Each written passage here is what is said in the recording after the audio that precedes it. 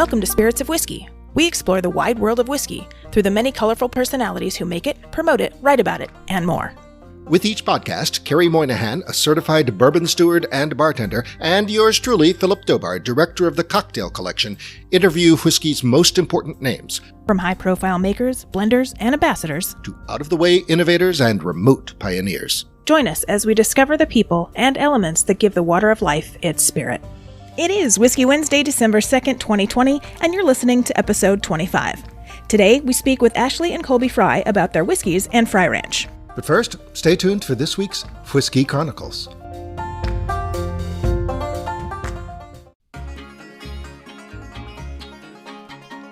Hey, do you like whiskey, food, and adventure? I do. Hi, I'm Kerry. I'm Philip. I'm Louise. I'm the chef. Chef Louise Leonard, as in our World of Wheezy segment host here on the podcast. And Whiskey, a Chef's Journey. That chef. That's right, the project that started this very podcast. The series stars our very own chef, Louise Leonard, winner of Emmy-winning The Taste on ABC. And explores and connects the worlds of whiskey and food, city by city, country by country. Would you like to see this spirited culinary adventure on a TV near you? Well, you can, by helping us finish the pilot episode through our crowdfunding campaign. For more information, including behind-the-scenes photos, videos, and incentives, and to make a pledge, visit our website, whiskeyachefsjourney.com. Or search for our campaign, Whiskey, a Chef's Journey, at GoFundMe.com. That's GoFundMe.com now. Well, I think it's a cheers to that. Let's. Cheers.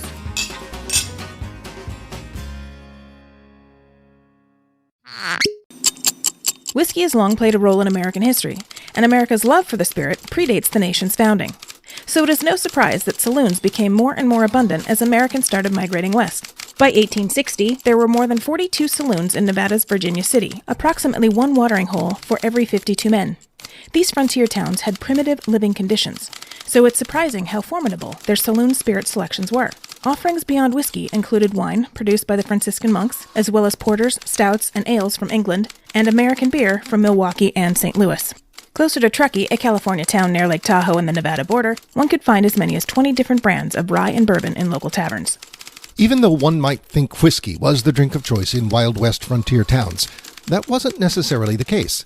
On the east slope of the Sierra Nevada, many settlers were miners and prospectors, and their drink of choice was a home-brewed beverage that, due to the strychnine present in an ingredient called tarantula juice, transmitted an unpleasant bite. Today, strychnine is considered a poison, but in the early 19th century it was promoted by French scientists as part of a mixture that purported to cure pulmonary disorders. So what exactly was tarantula juice? Around 1852, Nicholas Ambrose, a German-born violinist nicknamed Dutch Nick, residing in Nevada, added prussic acid and tobacco oil to strychnine and gave the drink its name. Strychnine, when ingested, produces an effect similar to methamphetamine. Many who consumed it displayed erratic bursts of energy after a stint of heavy drinking. Even though this behavior was undesirable and somewhat socially unacceptable, many continued to drink whiskey and beer that was laced with strychnine because it was thought to protect against contracting illnesses. In the early 1850s, a cholera epidemic swept through the Carson River area, forcing California-bound settlers to head north and take the route through Truckee to avoid getting sick. As more and more men started migrating west, the number of saloons in the Nevada region blossomed. By 1868, the Transcontinental Railroad had made its way to Truckee, in the vicinity of which were a mere 35 residences. How many saloons do you think called the hamlet home? Before we answer that, know that a saloon of the day was everything to everyone. Yes, it was a drinking establishment, but it also often served as a hotel, livery stable, gambling joint, dance hall, courtroom, restaurant, political arena, barbershop, and more. Now, knowing all the community functions of a saloon, let's imagine how many of them stood near the Truckee railway stop. Remember, the town was home to 35 households. How many saloons? 28. Nearly one saloon for every dwelling. As saloons continued to draw men like a magnet, Mark Twain wrote, "The cheapest and easiest way to become an influential man and to be looked up to by the community at large was to stand behind a bar, wear a cluster diamond pin, and sell whiskey." After his days in Virginia City, Nevada, Twain added, "I am not sure, but the saloon keeper held a shade higher rank than any other member of society. His opinion had weight. It was his privilege to say how elections should be run. No great movement could succeed without the countenance and the direction of the saloon keeper." By 1860, nearby Virginia City, Nevada, had a total population of 2,390, of which only 118 were women. And the miners, absent the restraining influence of women, often drank until they passed out. Many may think that Prohibition killed saloons as a male sanctuary, but in fact, the decline came when women began demanding the right to patronize the establishments. Prohibition, however, did kill most legal whiskey distilling all across the United States, and so one can only imagine how whiskey drinking and whiskey making might have burgeoned in the Sierra Nevada region had Prohibition never descended. Up next, we speak to Ashley and Colby Frey about their farm-to-glass distillery near the historic Nevada Saloon-era region. Stay with us.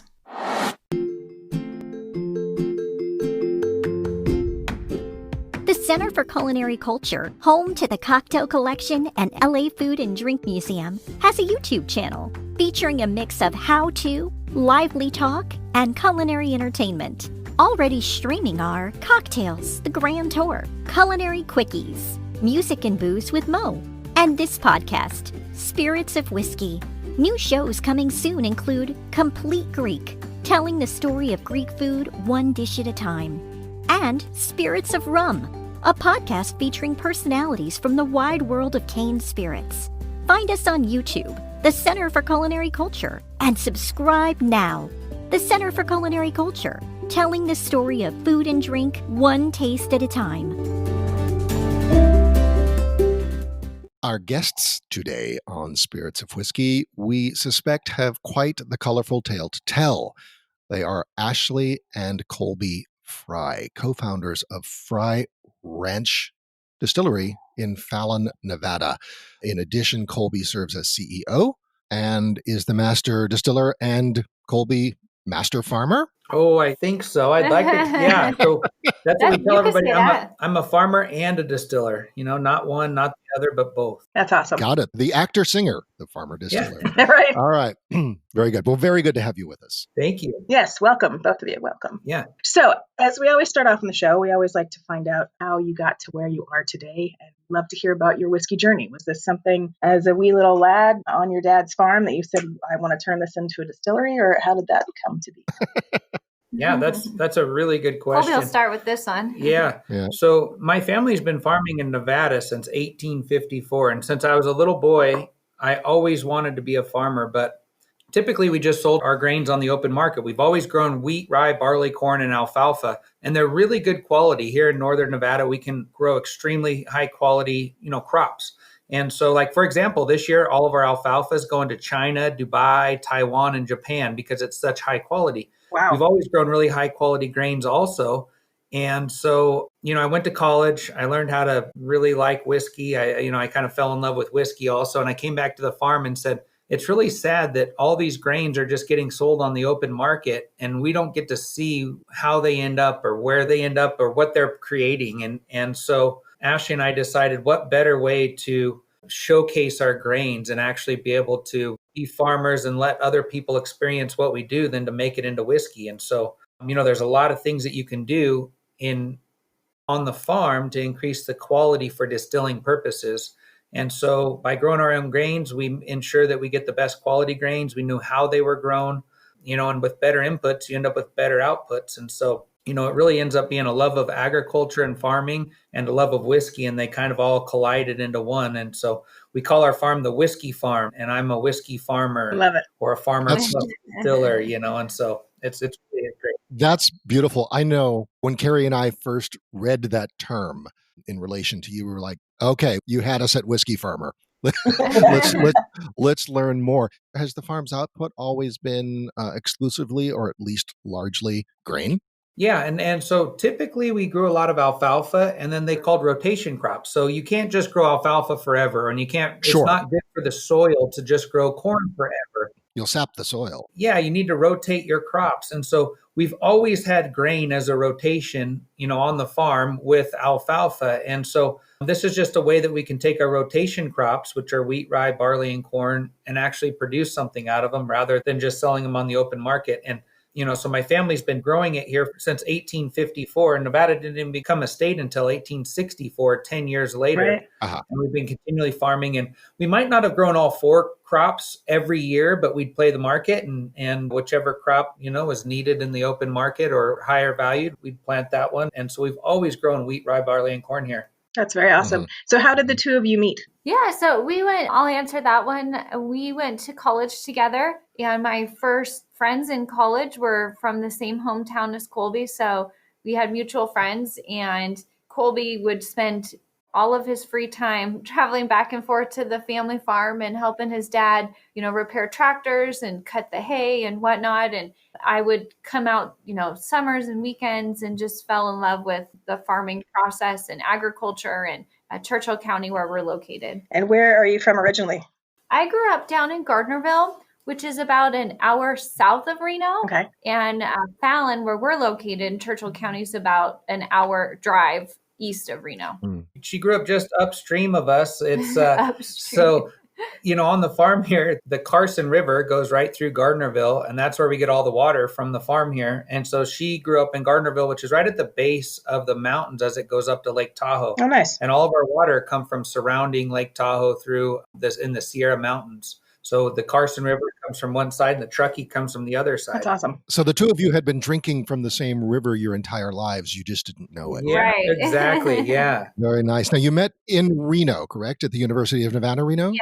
Yes. Yes. Uh-huh. I almost went there. It was one of the schools that I was looking at. Really? Yeah, but I did not. I ended up at San Francisco State. Amazing. But yeah, I was very interested in that because, I used to be an avid skier. I'm now, whenever I can, go skiing, and I would love to be able to just hop an hour away and go to Tahoe. That was like my dream. So okay. So what was your major, Ashley? And were you thinking, I'm going to go to school, meet a farmer, and become a whiskey maker? Right. No, not at all. So I started out through the journalism school. I loved the PR and marketing side of way our college broke it down was the journalism school had PR and advertising in it. But then I started to love the business side of it as well. And I got a minor in business with specifically studying marketing. And I didn't think that we would get into whiskey. I knew we loved it.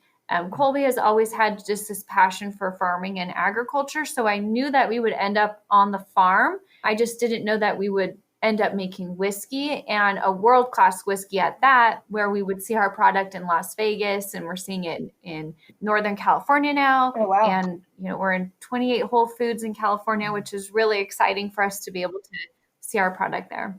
Yeah, we're kind of having to manage inventory because we're Right. limited to what we made 5 years ago to sell today. And so we're really kind of trying to branch off slowly because we're going to run out if we expand too fast.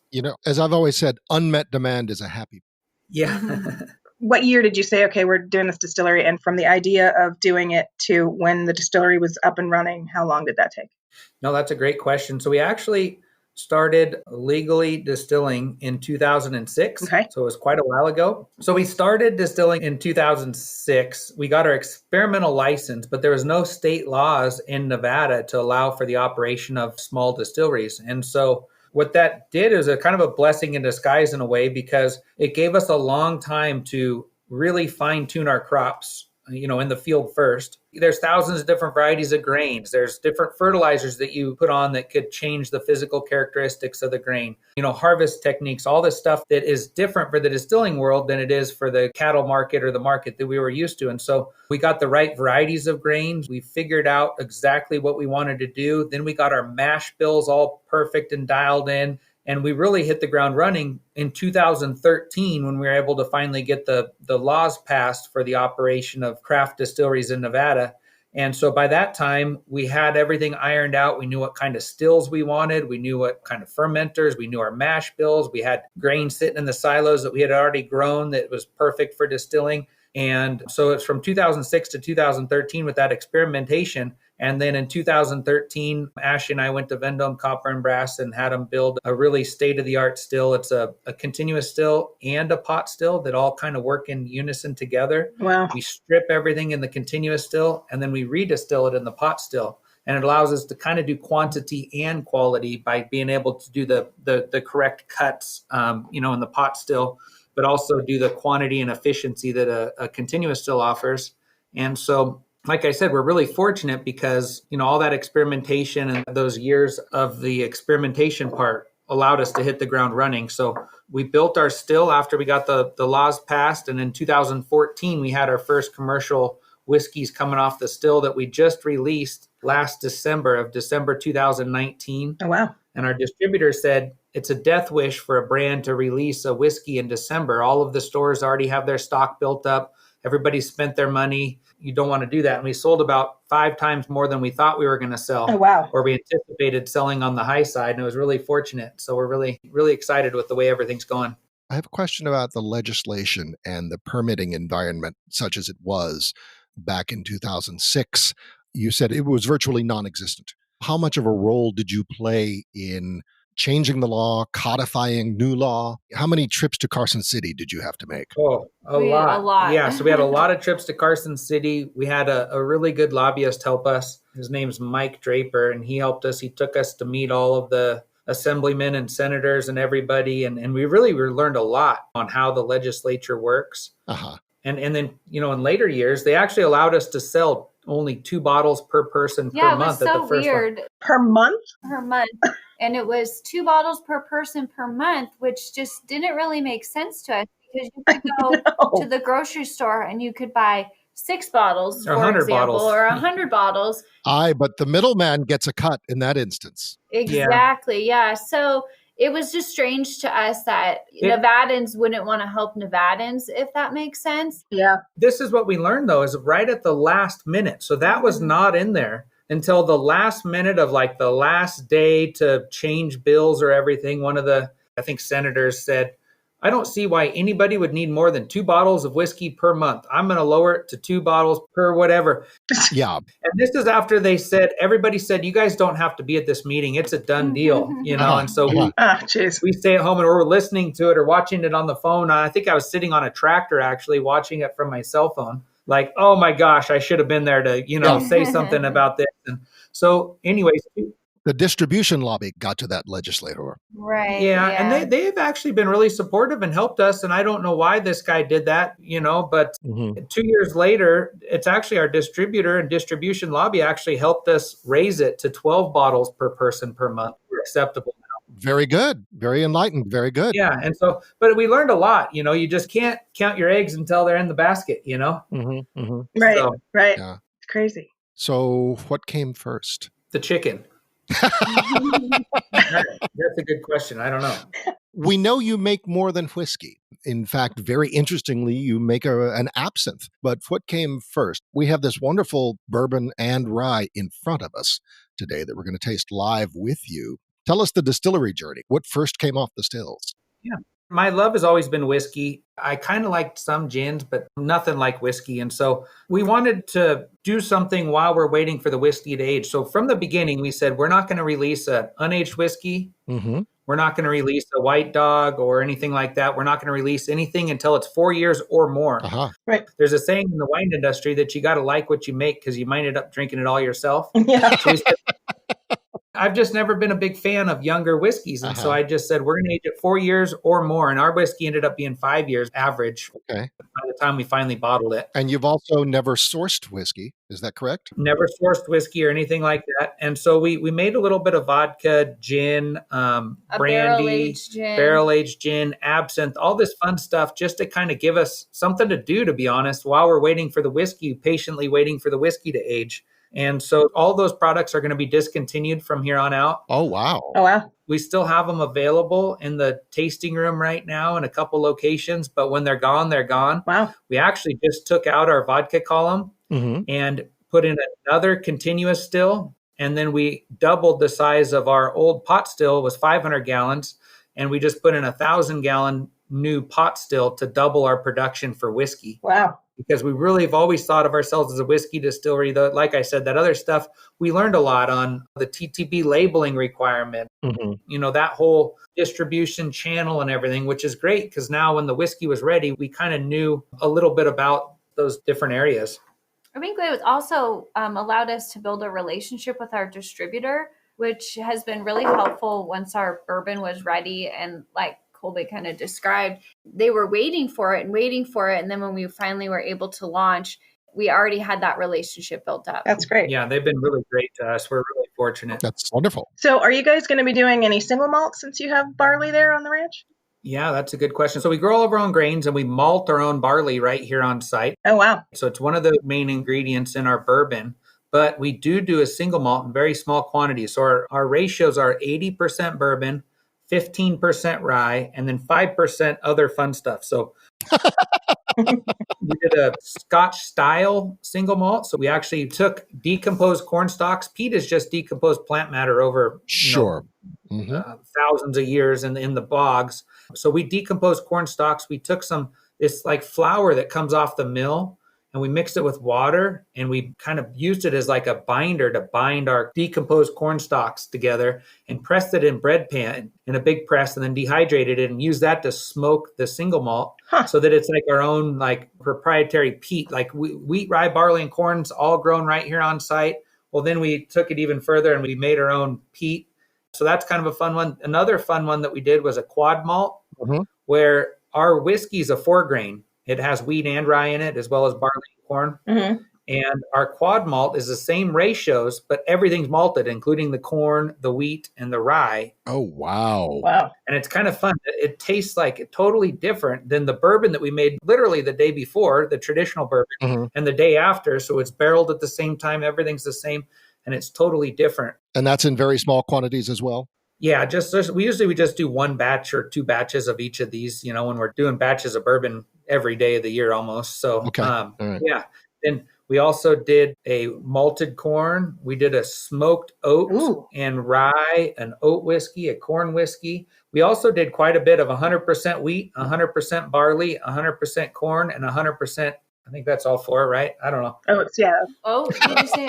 And 100% oat. And what we wanted basically just took all of our grains and distilled them on their own. because we wanted to taste Right. what each grain contributes by itself. Right. And so now we can taste 100% wheat, for example, and not wonder if this flavor is being contributed by a different grain that's maybe a 5 or 10 or 20% or whatever of that. Yeah, and whiskey. I think that when we start getting into the bourbon and the rye, our rye is 100% rye in the mash bill, which is really unique. You won't see a lot of those out there.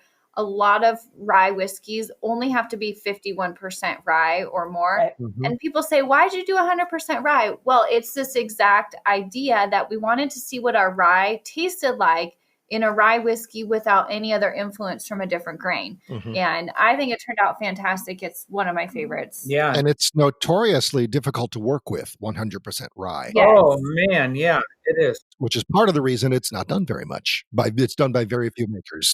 In the United States, you can almost say that the more popular the whiskey is, the easier it is to make. Bourbon's just super easy, nothing wrong. Rye. And then we made oat whiskey, and oat has 60% holes. And these holes are like a protective coating around the actual grain itself. And they just floated to the top of the tank and just made it almost looked like a muffin, like just of this stuff. Well, the CO2 is pushing them all to the top of the tank. And I was actually walking on them, trying to push them down and couldn't get them to push down. Oh, wow. Wheat, like volcanoes, you put wheat in the fermenter, it'll just look perfectly calm. And all of a sudden it'll shoot up 4 feet above the fermenter and just splash all over the place and then be calm again. That's crazy. 2 minutes later, Uh-huh. not even like it's moving, and it's wild. And then rye, they have a polymer in it. The viscosity is very thick. It's almost like, this sounds gross, but it's the easiest way to explain it is it's like snot.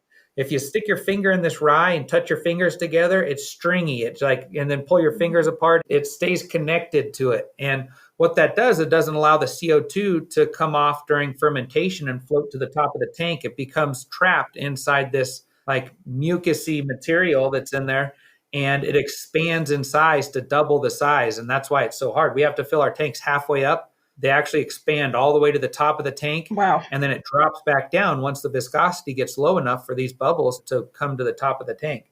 But that was definitely a learning experience Well, for us. It was our- something we didn't know. Our first one, we knew that rye, we did several smaller batches, and we had this defoaming agent. And we said, we're going to do 5,000 gallons. Our fermenters are 5,000 gallons. And we're going to be really smart, put a little bit of anti-foam on the top of the tank because it foams up. And we came back the next day and had 3 inches of rye snot on the entire floor of the distillery. What is your favorite expression to make right now? And don't be like tell me just because the bourbon's easy. Like, come on. No, to make or to taste or like, you know what I mean? There's Well, both. What's your favorite one to make and what's your favorite one that you like to drink? I get really excited. We're getting ready to switch over from bourbon to rye in November. And I just always get excited when we switch over to something new. I don't know. I kind of like them all. But for me to drink, I like right from the barrel, the cask strength, and sipping through the different barrels and identifying which ones are our favorite. Maybe these ones are more standard, but this one, oh my gosh, it's the fruit bomb or it's the spice bomb or it's the, the caramel and the maple and the butterscotch. I love how every barrel has a little bit different of an expression. And as our palates really get better, we're able to pull out those flavors, which to me, that's a really exciting part. Yeah. And for me, I really like I think I like making the Scotch style whiskey the best because we're using this smoked product and everything. Yay! And it's really fun for me. But what we did was we made a silo. We put a little fan at the bottom and we put a wood burning stove on the bottom and we ran a duct to the top of the silo. And we used the fan to suck the smoke through the silo. Oh, wow. Because we didn't want to heat up the barley and change it or caramelize it or anything like that. We wanted a pale barley. And so I have to go every like 2 or 3 hours and put in more peat. And so it's kind of fun in the middle of the night. And it's usually cold because we're doing it in the winter to wake up and run outside and smell the smoke and put it in there. And, I'm half asleep, but it's kind of cool. And the sun's out. Or, I mean, not the sun, the stars are out. And, it's just kind of fun to do that. Oh. So how much peat do you need to make for one silo? Oh, it's not a crazy amount. Usually it's like 8 tons. And we have these little blocks. And usually we'll make like about 50 blocks. And honestly, I don't even know how much they weigh, but we do it by the block and by the, ton per block. And I got it all written down, but it's been a year or so since I did it. So, but it doesn't take a crazy amount. A little bit of smoke goes a long ways and it really comes through in the distillation too. Mm-hmm. My favorite to drink or to taste during is oats for sure. Really? Because we did 100% oats and it tasted right off the stills like blueberries. Ooh. Oh, wow. The new make before we filled it into the barrels. And then 6 months later, it tasted like bacon. Oh. Going from blueberry to bacon. How come you didn't send us the oat one? I mean. You had me at pork. Yeah. Then 6 months after that, it started tasting like oatmeal cookies, like super sweet and just like oatmeal cookies. You haven't lost us yet. Yeah. Yeah. And now it tastes really earthy. It's like, I don't know, in the wine world, it's like the earthy Pinot Noir of the whiskey world, I think, just because it tastes kind of earthy. It's kind of just different. So it's kind of unique. And I don't like to drink it all the time. I really am a big fan of just drinking bourbon all the time, but it's kind of fun to taste something different with the oat. Mm-hmm. So is that available in the marketplace as well or not yet? Not yet. Yeah. So we wanted to release our bourbon first. So that was last December in northern Nevada, February, like literally just before COVID in southern Nevada in the Las Vegas area. And then we didn't want to release these kind of different whiskeys first because we didn't want to be known for an oat whiskey or whatever. We need to first get established as a bourbon. Sure. You become known as the novelty distillery. Right. Yeah. We want to be a bourbon distillery that makes, these fun things, not the novelty distillery that also makes bourbon. Right. Right. Of the bourbon and the rye, the two that are generally available, which hit the market first? Bourbon. Yeah, bourbon. By quite a bit. So we didn't release the rye until July. Of this year. Wow. Wow. Okay. Yep. And we sold it out. We gave it to our distributor. We didn't have a crazy amount, just a few hundred cases, and it sold out within days in our distributor. So it was. Do you think the bottled in bondedness of it helped move it? Yeah, I do. I think that the general consumer is liking the higher proof products right now. And I think that bottled and bond, just the fact that it really identifies the bottles that they were made at the distillery by the single distiller in the single distilling season, aged a minimum amount. That's really starting to resonate with consumers. And they're starting to understand that's what that actually means. It's a quality mark, and they see that. And it's kind of a funny story about our rye. We actually released batch 1 and 2 at the same time. Okay. Because one of the requirements for bottled and bond is it has to be distilled in the same distilling season, which our it's the first 6 months of the year and the last 6 months of the year. January to June, and then July through December are the 2 seasons. Yeah. Well, it just happened that we made our rye, we distilled it right at the end of June, and the next batch, the beginning of July. We would have blended it all together, but we couldn't because it's bottled and bond, and it just happened to be at that cutoff of 2 separate seasons. Interesting. That must have made it a little bit more complicated. Yeah, it did. And I think that they taste virtually the same. I have some customers that are getting a couple different flavors. For the most part, I think they're very equal in quality. Mm-hmm. Was your distributor able to track sales such that you could tell whether there were people who bought one of each batch? I'm not sure. That's a good question. It sold so fast that I don't know that we were able to track that. They limited how much of our distributors could buy. And so I think pretty much, like you said, everybody bought as much as they could have, 1 and 2, just because that's all they could buy. Okay. I know if I were at the store, I would want to get both because that's always fun to see what the differences are. We have a thing for whiskey. That's part of the reason we do this show. Yeah. That's probably a good thing. Anyway. What's the next expression that you're going to release? So we just got done doing all of our single barrels, and we released 13 single barrels in the state of Nevada. I guess it's 12. If you include the tasting room, it's 13, 14, because we did 2 out here. But we partnered with all these retailers here in Northern Nevada, and these barrel picks are a really big thing right now. Everybody wants to get their hands on their single barrel. But our single barrel program, we decided to do at cask strength to really showcase what that individual barrel tasted like. So we just bottled those last Monday, and they just hit distribution last week. Right in time for the holidays. And a lot of stores are actually already sold out, which is really exciting. Wow. Now, is that a bourbon or is that the rye? What is that? It's a bourbon. So they were almost 6 years old, aged, maybe a couple weeks short of that. But they are, like I said, single barrel cask strength. Wow. Fun. Ashley, you mentioned the tasting room. Speaking of the tasting room, we know that in addition to directing the brand's marketing efforts, you curate the tasting room experience. I do, yes. Can you tell us about your approach to that? Yeah, it's kind of our thing. We're located 60 miles east of Reno in rural Nevada. And right now we're only open on Saturdays, which works really well. We're able to get all of our customers through the door. Everybody gets a tour and a tasting. We show everybody everything. We're very transparent and authentic in that way. We're not afraid to share our mash bill. It's something that we're actually very proud of, being transparent like that. So people are able to tour the still room, the fermentation room, the barrel house. We taste them through all of our products. A lot of times me and Colby are here. So they're, meeting the owners, and we get tons of good questions. Sometimes we get really big crowds. I would say that after the pandemic, it's been very difficult for us to control the crowds. So we have to ask people to wait outside and whatnot, but safety first, the safety of our employees and the safety of our customers is obviously number one. Yeah. All right. I would love to come visit and take a look at the farm and everything. Now, Colby, you're still doing alfalfa, I'm assuming, so are you still doing grains and things for other sales? And then how do you break up?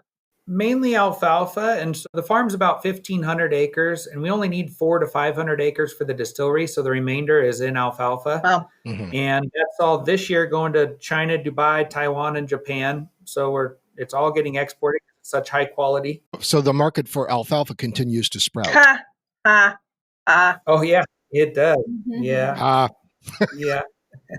So the market's there, and we'll grow into it this year, though. We grew the grain for the distillery. And what's really cool is, that many acres can produce enough. This year, we're producing about 70, or next year, when this grain actually starts getting used, it'll produce about 75,000 cases. So we have enough ground here to grow a lot of grain for whiskeys and to really grow into it in the future too. Yeah. But what's really cool also is we always grow the variety that we know will do well. And then usually we put in 1 or 2 other varieties just as a test plot so we can see if they do well. We can send them off, sample them. We can look at them. We can see how they grew, how they yield, how they, all the different attributes to the grain. And we're always trying to evolve and get better. And what's really cool is if the grain isn't good for our distilling purposes, it's always still really good for cattle feed. It's almost the opposite of what you do for the distillery, for what you do for cattle feed. And so we can cherry pick the best grain in the fields and use that just for the distillery. And anything that's kind of subpar or whatever for the distilling is really good quality for the cattle industry. And so we'll sell it to, there's lots of dairies around here. There's a lot of cattle farms and things like that. So there's always still a market for that. So typically we'll always plant a little bit of extra just in case something's off in part of a field or anything like that. We're always getting the best stuff for the distillery. Have you or are you experimenting with, say, sorghum and triticale and, more out-of-the-way grains? Yeah, we've experimented with all those. We've grown those also in the past. There's like things like crops called teff, sorghum, triticale, everything. But really, oats is kind of the best flavor. We experimented with most of those before we did the big commercial distillery while we were in our experimental phases. And none of them quite tasted as good as your traditional grains. Yeah, we also did a little teff. Remember that? Yeah, we did a teff whiskey, and it was really that's still kind in the barrel. So we'll have to dig that one out and taste it. It was a little funky though. Yeah. But my theory is, and we've experimented with a lot of these, but they're called like heirloom grains, that aren't grown a lot. They're not very common, and they might have been grown 100 years ago, but they're not right now. But there's a reason why typically those grains aren't grown right now. It's just they're not as good. They're not as commercially viable. They're not as maybe flavorful, whatever. And so I just haven't been able to create something really unique or good out of the bloody butcher corns or the, the blue corns or any of that kind of stuff. It's not the same as just our traditional corn. Sure. Right. Now, when you came back from college and you told your family, I want to start a distillery, what'd they say? So my dad's a CPA, and so he was all for it. And Ashley and I bought the ranch from my parents in 2009. And we're really fortunate because we bought it for what it's worth as a business, not for the market value of the property. And so that gave me a lot of built-in equity. If I had to pay the market value for the farm, I would have gone broke. I wouldn't even have been able to make my first payment. Right.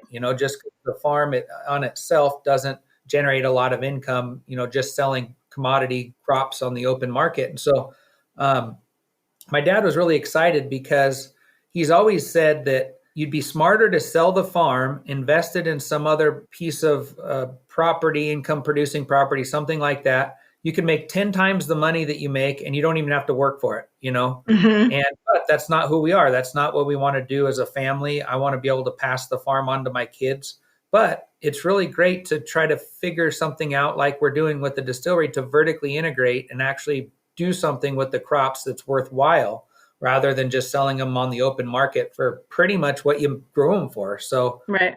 So that's why he was really excited. There's a lot of years that farms, they don't even make a cent. I mean, they end up spending more than they make. Right. And so when we're able to vertically integrate, not only is it helping us cash flow our business, but we're also able to see where the product ends up, which I think is something that farmers rewarding. Very rewarding. That's a great way to put it. I always tell people in the tasting room that when they take the bottle home, it's the first time that bottle and any of the ingredients have ever left our possession. I mean, we've nurtured the grain, we've followed the grain through distillation, we've aged it, we occasionally taste it, we bottle it, and then taste it again. And then we're able to share it with our customers. And that to me is so rewarding. Yeah, a lot of farms, like 1 year out of 5, they'll have a banner year. There'll be a big surplus, and then the balance of the 5 years, they're operating at break even or loss even. Yeah, and that's really hard to weather those 4 or 5 years. I mean, if you think of any other business, if they had to do that, it'd be really detrimental to their whole existence as a business. And so that's why it's great to be able to be our own supply. We're using our own grain. We're not selling it on the open market. Right. Instead of just delivering a commodity, producing a commodity, you're actually producing an agricultural end product. Yep. Yeah. Yep. And then that's the best part, because we always sacrifice quantity for quality. Right. And so by growing, the only way you can really do that is to grow it yourself. Because if you're just buying it on the open market, and I would do the same thing, the farmer on the other side is probably doing what it takes to get the biggest quantity, but not necessarily the best quality for distilling purposes. Right. And there's certain fertilizers that if you use them, they lower your starch and raise your protein, which is very important for the cattle market, but not necessarily the distilling market. Uh-huh. So by managing our fertilizers, we can increase our starches, lower our protein, which almost always lowers our yields. But that's okay because we're using it ourselves. We ensure that it's the best quality. And we always say this for distilling purposes because there's nothing wrong with what other farmers do or whatever. And our grain is not necessarily better than every other farmer's, but it's better for what we use it for here on the farm. Mm-hmm. Now, you said that your family's been farming in Nevada since before Nevada was a state. Has it been the same property this whole time, or is it just all around the state? No, it's been in this same general area, but it's been several different farms. My grandpa actually bought the farm that we're on right now in 1944. Okay. And he lived in a dirt dugout, literally dirt floors. It had a tin roof with dirt on top of it. Wow. For 3 years to save up enough money to put a down payment on this place because this farm used to be called the Island Ranch, and it's really a cool, really good soil. It's really good fertile farm ground right here in Fallon, which is the oasis of Nevada. Mm-hmm. That's cool. Was he homesteading? No. Okay. So he bought it from his name was Senator Robert Douglas, and yeah, it's funny because he went from living in a dirt dugout in the floor to the house that Ashley and I live in right now. It's on the National Historic Register of Places. It's built in 1918, which here in Nevada is extremely old. I know if you go back east, that's pretty young. But right. And it's a pretty big house that's pretty fancy and everything. And so it's really kind of a neat how hard he worked and how he sacrificed to get where we are today. Very cool. That's wonderful. What a great story. Mm-hmm. I have a question about the label. Speaking of grains, the labels employ the term slow grown grains, slow grown rye. Tell us what that means. Yeah. So slow grown it's kind of a philosophy that anytime anything grows a little bit slower, you don't rush it, is typically always better. If you take like an oak tree versus a fast growing poplar or something like that, it's typically always better quality. And usually when we grow grains like longer day corns, for example, and winter planted wheat versus spring planted wheat, it always grows better. And so all of our grains, the wheat, rye, and barley are all planted in the winter. Mm-hmm. They grow really slow over the winter. They stool out. They get the roots go down. They start to really build like a firm foundation. And then in the spring, they start to grow. Versus if we planted spring planted wheat, it grows really fast. You almost harvest it at the same time. And so it's got to go from nothing to ready to harvest in a very fast period of time. And it's not usually as good a quality for us, for our purposes. For other purposes, it might be as good or whatever, but usually it's not as good a quality and the yields are a lot less and it's just not as robust as winter planted kind of slow grown crops. And then also we don't use a lot of fertilizers to really rush the crop or to make it grow fast. Because like I was saying earlier, if we do, then it boosts the proteins in the grains, and protein and starch are inverse. So then it lowers the starch. And so anytime that we can grow anything the right way, it's kind of an idea that if you grow it the right way and not necessarily the fast way or the easiest way or the most profitable way, Yeah, that kind of just goes back to what we were talking about with the better inputs in the distillery, the better outputs. So, right. Our process, it starts in the field and it starts with the seed selection. So when Colby picks the seed for the rye, for example, he's picking that specific seed variety and nurturing it all the way through until we're done distilling it. Mm-hmm. And that to me is that slow grown process as well, that philosophy. Yeah, Sure. We want to do everything as good as we can, not necessarily as fast as we can.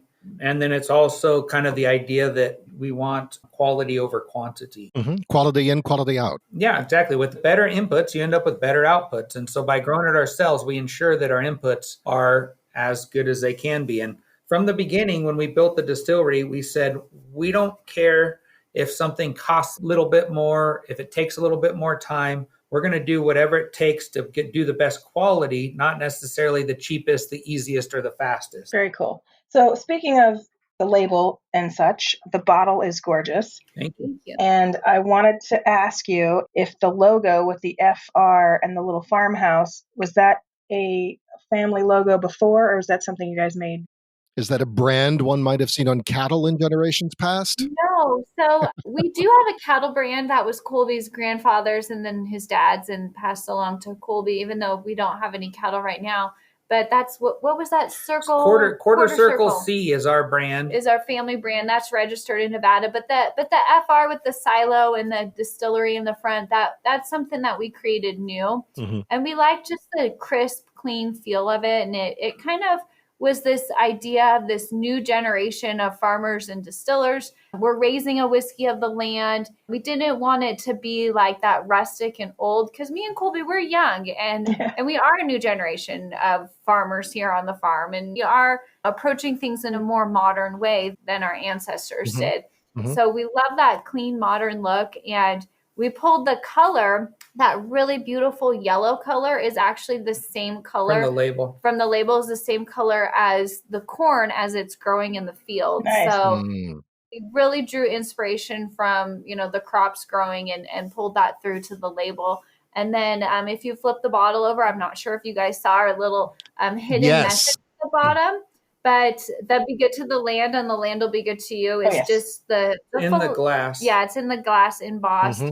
At the bottom, it's our strong foundation, and it's just the idea that we treat the land good so that we can pass it along to future generations, and they can build upon what we've done. Yeah, we call that our foundation, because if we don't take really good care of the land, we don't have a future, and we can't continue on here. And so, for me, I'm really fortunate that my grandpa and my dad did really well on the farm and took really good care of it. So I need to do the same thing so I can pass it on to my kids in as good or better condition than I received it in. Oh, yeah. The label itself is in the shape of a belt buckle. Okay. Aha. Like a belt and a buckle, but we didn't want it to be too cowboy or farmy or ranchy. But I always usually wear my grandpa gave a belt buckle to my dad, and my dad gave it to me. And so that was kind of the inspiration behind the shape of the label itself, without being, we don't want to be an old timey cowboy brand, but it's kind of our modern take on the old school. That's cool. And then the bottle shape, is that a silo, or am I just reaching too far with that one? No, so we pulled the actual shape of the bottle. It doesn't really represent anything, but we wanted it to feel really good in your hand. So like when you pick it up, I mean, it's just got that really nice quality. It's, it's substantial. It is heavy, that's for sure. It's heavy glass. Yeah. Mm-hmm. Yeah. The bottle design is just beautiful. The label design is beautiful. Delivers a lot of information, but very clearly. And the logo is at once, I think, traditional and timeless. Yep. Right. Thank you. Yeah, we appreciate that. And we are really loving the farmers plus distillers. It just tells us, who we are. We're farmers and distillers. And both of them are important to the bourbon, equally important. One other question I wanted to ask about barrels. Where do you guys get your barrels from? Do you have any flavor? Yeah, that's a good question. Yeah, so we get all of our barrels from two companies. One of them is called Barrel 53. I think they're in Higbee, Missouri. And the other one's at ISC, Independent Stave Company. Mm-hmm. And they're all brand new barrels. So we make mostly bourbon. And one of the requirements for bourbon is it has to be put in new American oak barrels or new barrels. And so all of them are brand new American white oak barrels. They have a char 4 on the staves, and then a char 3 on the head. And that adds a little bit of complexity when you're tasting it. That way it's not all one char for the entire barrel.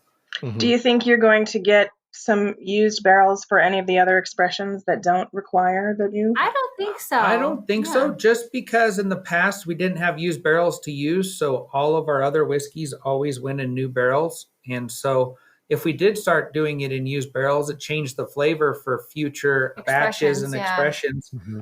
Are you looking at finishes, at port finish, or sherry finish, et cetera? We've kind of thought about that, but we want to get our core down first and maybe play around with that. But I'm kind of a firm believer that I really like to make things kind of the traditional way first and then play around, and we might do it in the future, but there's no plans for sure. I haven't found a bourbon that has that final finish in like a sherry cask or, a wine cask. I haven't found one that I like. And so for me, I love the American oak and the brand new barrels that we're producing. And I haven't quite found one that I like it, to be honest. And I was kind of thinking more along the lines of your single malt, maybe. Yeah, and that's why maybe we could play around with that. And that's the other thing is I like, certain finished barrels that are finished in different woods, But I go back and I always think to myself, like, is this something that I would drink every day? And usually the answer is no. It's kind of something that's unique and special, but I'd like to drink stuff that people can drink every day. Cool. Yeah. Very cool. Well, speaking of drinking, Speaking of drinking, I think it's time. I've been sipping on the rye already. It's fantastic. and I've been sipping on the bourbon. Ooh. Yeah, where should we start? You guide us. Start with the bourbon. All right, let me get the bourbon. Yeah, our bourbon is our flagship product. It's about 80% of our production yearly, and our flagship is 90 proof. Yep. It's 66.6% corn, 10% wheat, 11.4% rye. And the remainder is barley, 12% barley. Malted barley, and it's all malted right here on site. So we have our own malt house that was designed and built right here in Fallon, Nevada. So we're really happy with it. It's a big drum. And so that is truly special that you're doing that. It is, yeah. This is delicious. I mean, if you guys follow the podcast, I'm mostly a single malt Scotch, Speyside region type. But this bourbon is superb. It's fantastic. It is. Yeah. Yeah, I get the very traditional, the caramel, the butterscotch, the creme brulee, the maple. And I think that the 4 grains really are balanced well. So I get a little bit of the viscosity, that nice, rich mouthfeel with the wheat, and then just mid-palate, a little bit of spice from the rye. And then the finish is nice and long, which is the finish is what I always look for in a bourbon. Yes. And it's one of the things that is my favorite on our 90 proof bourbon. And the legs are gorgeous. You have managed to express all of bourbon's hallmark characteristics in one whiskey. And that is unusual because usually one or another is missing. Right. Yeah. And I think that that's also why we chose the 4 grains, is we wanted it to be well balanced. And we knew that we wanted to showcase the grains that we grew on the farm. Yeah. And the other thing that's really important for me when we were playing around with mash bills and yeast and all that kind of thing is the finish. And so if a whiskey doesn't have a good finish, it doesn't make you want to drink more. Right. And so to me, the finish is just as important as the rest of the experience. And so we chose specifically certain yeast. And then I think the wheat really adds to that mouthfeel and finish. And that's why it was really important for us to add wheat, but also have rye just for that little bit of spiciness. So it's right. And there's a spicy bloom on the very back. Just the right amount of kick. Yeah. Just the right amount. Yeah. Thank you. Oh, so I think you guys, I mean, absolutely, this is the best way to start a company. So when I start my whiskey company someday, I'll call you. We'll help you. Because I love the fact that you guys didn't have to start and that you were able to maintain what you were doing with your other agricultural prospects to be able to start and do this so that when you release something, it was truly 100% you from the start. Yeah. That is like so amazing. Well, I appreciate that. There's nothing wrong with sourcing whiskey or anything like that, but we have to stay true to ourselves. And our whole goal for this was to showcase our grains. And so if we were to source a whiskey to start off with, then it's not really being true to who we are and our story and everything else. And so we had to wait until our grain that we grew and barreled and distilled and did everything ourselves was done. And I think Ashley mentioned this, but in the tasting room, when people come here and buy a bottle, I mentioned that. Yeah, it's the first time. The first time it leaves our possession is when people take it home. And so that's really kind of a fun thing for us. I don't know. I think I would cry. I'd be like, oh, my baby's leaving. We got lots of babies. Yeah. But a note on sourcing is the position of the show, and we're very public about this, that sourcing and transparency can make for a happy marriage. Exactly. And that's why I always tell everybody, like, I don't want to come off like sourcing's a bad thing and we're better than other people because we don't source. It's only bad when you don't tell people you're sourcing. Exactly. I think that transparency is really important. And that's what we said from the beginning of our whole brand is that we want to be really transparent in everything that we do. We'll even share our mash bills or yeasts or our, whatever. I don't think anybody could ever replicate what we do because we grow it in our soil to our specifications and our terroir here. And so, we're really open with everything. Speaking of yeast, where do you get your yeast? Do you make your own yeast? No, well, a little bit. So we do all sour mash, or all of our whiskeys are sour mash. But so we pump a little bit of our previous fermenting well tank into the next tank, which isn't all sour mash. We take a little bit of our already distilled liquid and put it into our mash cooker. So like the mother dough of sourdough. Exactly. So we do that a little bit, and then we also add commercial yeast. We use it's a ale yeast. Okay. And then we also use a champagne yeast. And so the champagne yeast is more for like alcohol production, and the ale yeast is more for flavor. So how did you guys go through the process of choosing your yeast? So we fermented lots of different smaller batches, and really kind of tasted product as it came off the still. And really you can taste it right off the still. You don't have to wait 5 years in a barrel to taste what the yeast is going to change the flavor of of your whiskeys. Right. And so we were able to determine it that way. And it's kind of neat. We had a consultant come out and kind of help us that really knew whiskey and tasting and everything. And she tasted, at this time, our whiskey was 4 years old, and she tasted the 4-year-old whiskey. She said, "This is really good, but I want to taste it at 2 because I want to see what the barrels are hiding in the whiskey." And so we let her taste it at our 2-year-old whiskey. She said, "This is really good too. I want to taste it right off the still because I'm not picking up a lot of flaws that typically come after distillation." Right. So she tasted it right off the still, and she said, "This is some of the best unaged whiskey that I've ever had. It's really good. It's really clean. It's really crisp. You can taste the flavors and everything else." And it was really a neat compliment. And then a couple weeks later, she wrote us an email saying, "Hey, I just want you to know I'm at another distillery, and I just can't stop thinking about how good your unaged whiskey is." That's awesome. Anyway. You ruined it for her. Yeah, maybe. You're now the standard. She's like, "It's not as good as the Frey whiskey. I can't." Yeah. And so that was a really good compliment for us. Well, shall we taste the rye? Yeah. Awesome. Yeah. So the rye is 100% rye, bottled in bond, and Aged it's 5 years. 5 years or more. It has a sweeter nose than I'd expect. It does, I huh? do. I get a little bit of honey on the nose, which I love. It just has that really nice, subtle sweetness. And then for it being 100% rye mash bill, it's not going to be that overly like hit you in the mouth rye.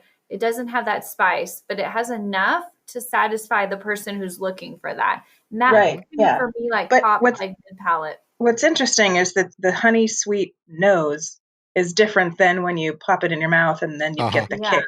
And it's like, I wasn't expecting that kick with that nose. Like usually you expect a kick if you feel the kick in your nostrils. Right. I agree. Yeah. And then on the finish, I get a little bit of citrus. I'm not sure if you guys are picking up that citrus on the finish. I get a little bit maybe of grapefruit. Yeah. Which is really nice. So the same person that told us about our unaged whiskey, how good it was, said that we should call this sippin' rye because this is just what you sit out in your rocking chair and sip on, Yeah, for sure. So I'm a big Manhattan fan. That's my cocktail. And I always go with the rye with Manhattans. And I think this would be amazing. Oh, excellent. I generally do perfect Manhattans, and I usually switch out the Angostura bitters for a cherry spice bitters. But because of the citrus on this, I may have to try it. Yeah. I need to go get some more Angostura bitters. But and this is going to cut right through. So I'm going to stop drinking this so that I can make a Manhattan later. Perfect. So cocktails. Let's talk cocktails. Yeah. So our favorite cocktail to make, we call it a ranch hand. A ranch hand. Okay. And it's kind of our, it's our, so like on the farm, a ranch hand is just somebody that can kind of do everything. It's like an all around, a roustabout, go-getter, hard worker. And so this is our all around kind of everybody can drink it type drink. It's kind of a take on a Gold Rush. Okay. And it's got 1.5 ounces of Frey Ranch bourbon, 3/4 ounce fresh lemon juice, and 1/2 ounce of honey syrup, and then a dash of aromatic bitters. Mm-hmm. So you shake it in a shaker and you pour it in a rocks glass. But what's really cool about it is, and the reason why we really like the ranch hand is because we always use honey. There's lots of bees here on the ranch. Mm-hmm. And so we have a lot of honey. We don't sell it or anything like that. We give it away as samplers to people or use it ourselves. But we use our own honey from the ranch. And so it's kind of cool to have that whiskey from the ranch, but also, honey from the ranch right here also. Mm-hmm. Could you send us that recipe? We will put it in the show notes. Sure. Absolutely. Yes, I would love to. Yeah. So basically, it's 99.9% everything is you. Like the only thing you're actually sourcing or bringing in is the yeast. that right? The yeast. Yeah, Yep. from the whiskey. Yep. Wow, that's Yep. crazy. That's amazing. Yeah. You are self-sustained. For sure. Yeah. That's Yeah. right. And, Expression of us, I think that's Very what much we so. are most Yeah, proud of. and who knows? Maybe you'll cultivate a forest and fell your own trees and mill your own lumber and yeah, that's a good one. Start Yeast and barrels, Googling. I guess. Yeah, we also buy barrels, but we kind of tailored it towards like an estate winery, Mm-hmm. Mhm. where we grow a bottle, produce everything all Oh right yeah, here. you bottle on site, do you not? Yeah, they buy their barrels and everything else, but in the distilling world, estate doesn't mean the same thing. And so we didn't use the word estate, but we like this farmers plus distillers. And that really kind of explains us better than an estate distillery. Yeah, ground to glass. Yes. Yep. That's our trademark, is from ground to glass. So when people come to the tasting room, can they do a full tour and see all of the different elements of how you guys build your whiskey with? Yeah, so we definitely do tours of the distillery. The one thing we don't tour is the farm, just because it's so large and vast. And farms are great when you're touring them, except for that there's a lot of heavy machinery and tractors and trucks and large equipment. And so they're not always the safest for just general consumers to like walk around. But just driving in here, you drive through the farm to get here. Right. And so you kind of get to experience that. And when you come to the distillery, you stop at the tasting room and you can taste everything. It's free tastings and then free tours. See the grains. Definitely from our tasting room window. Do you have any drone footage of the farm that you can start your tour off with? That would be cool. Yeah, That's what we should do. We do have Yeah. some, yeah. Yeah. It's that'd be cool. 1,500 acres, yes? Yeah. All right. Yeah, you just say, we're not going to walk the 1,500 acres today, but here's a little video That would be cool, which yeah. you can How see. many miles is that? 3 square miles. Anyway, well, this has been fantastic. Yeah. A delight. Thank you so very much. Yes. We would love to have you back the next time you put out a big release, especially if it's one of your nostalgic fancy ones with the oat or the single malt or any of that. Yes, I'm excited for that. Your quad malt. Yes. Yeah. So whenever you want to send us that blueberry oatmeal oaty one to my taste, Lord. we would be very happy about that. Yeah. And bacon. Ugh. We definitely will. We really appreciate you guys as farmers who grow all of our own grains and distill all of our own whiskeys and everything else. It's really important to get our message out. And sometimes we're busy doing other stuff. And so it's really nice to be able to stop and talk to you guys. And we really appreciate everything. Well, we're oh so happy to help. Yes. When we encounter products this good, it's just We like to shout from the rooftops. it's a pleasure all around. Guys. Yes, worthy of shouting. Well, thank you. So hopefully we can come and visit you and take the tour and taste some more of your stuff. Yeah, I'd love to show you around. You just let us know. All right. Well, thanks, guys, and we will catch up with you soon. All right. All You right, both yeah, have a great thank day. you. Thank you so much. Okay, All right. Bye-bye. bye. World of Wheezy is up next. Stay with us.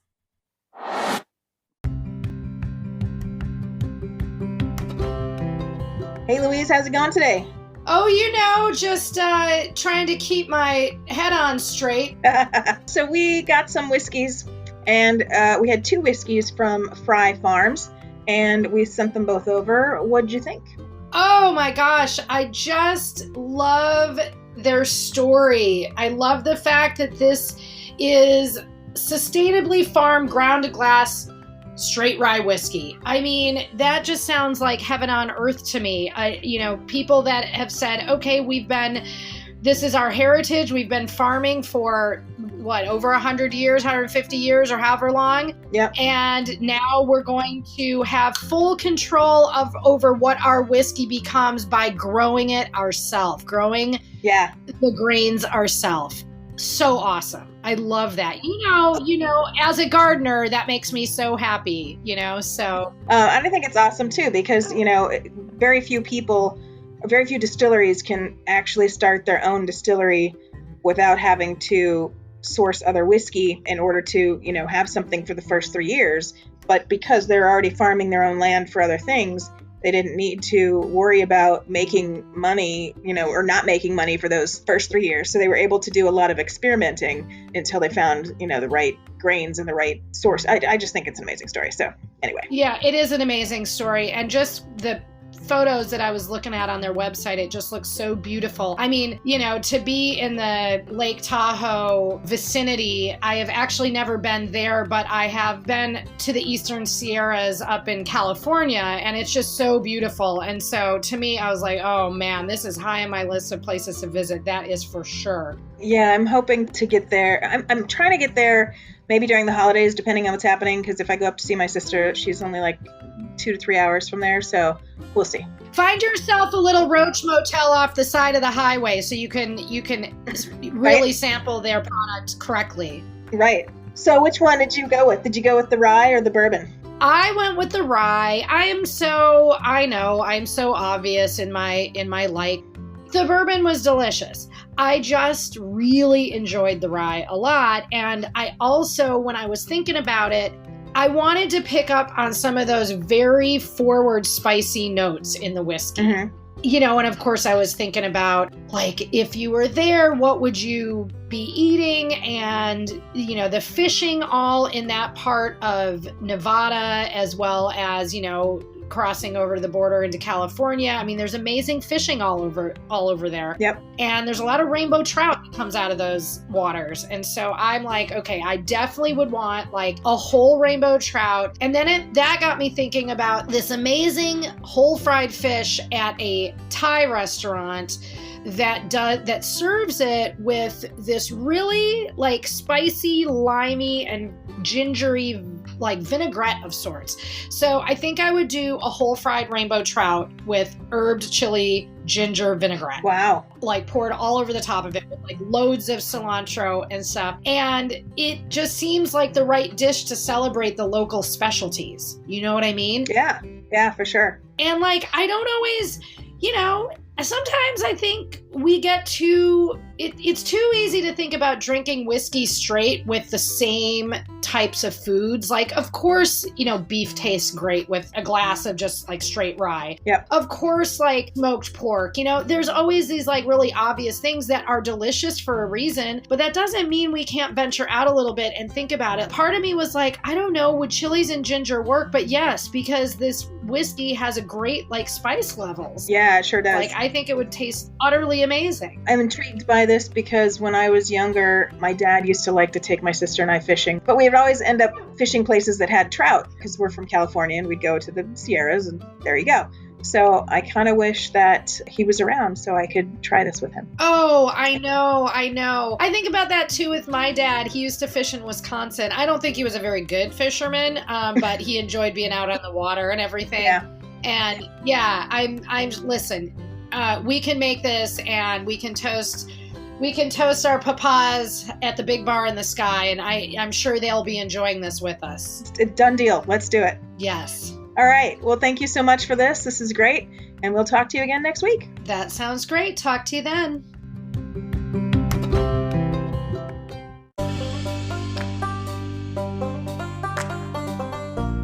For show notes on today's podcast, please visit our website at spiritsofwhiskey.com. That's whiskey with an E. We'll include links and supporting documents from today's Whiskey Chronicles, as well as tasting notes and recommendations from today's World of Wheezy. As always, you'll see upcoming topics, a guest roster, and links to past shows. Thanks for joining us. Until next time, Salam. Slantava. You can become a sustaining supporter of Spirits of Whiskey by making a monthly donation. Just visit the Spirits of Whiskey page at anchor.fm. That's anchor.fm/spirits-of-whiskey and click on the support button. And if you really like us, give us a 5-star rating and a review. Thank you. Spirits of Whiskey is produced by First Reel Entertainment and the Center for Culinary Culture, home of the Cocktail Collection, and is available via Anchor, Apple, Google, iHeartRadio, Spotify, and wherever fine podcasts are heard.